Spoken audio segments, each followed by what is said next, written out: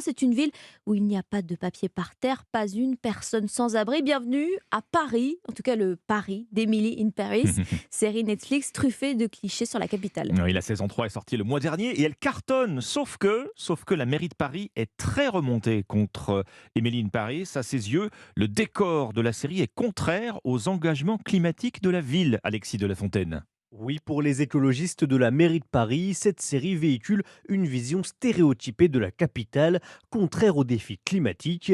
David Béliard, l'adjoint au transport d'Anne Hidalgo, détaille ses accusations. Le Paris qui est présenté, ce Paris idéalisé, ce Paris qui ne bouge pas, eh bien, il ne peut pas exister. Et surtout, il ne doit pas exister. Ce n'est ni désirable, ni viable comme réalité. Et si nous ne bougeons pas, nous ne pourrons plus vivre à Paris. C'est parce que les dérèglements climatiques vont décider pour nous. Concrètement, David Béliard reproche la romantisation des immeubles haussmanniens, très mal isolés dans la vraie vie selon lui, ou encore une vision trop idéalisée des transports parisiens.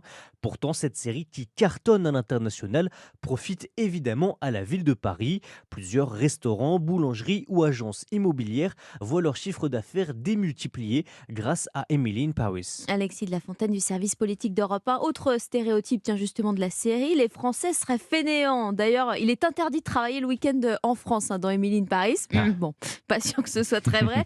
Justement,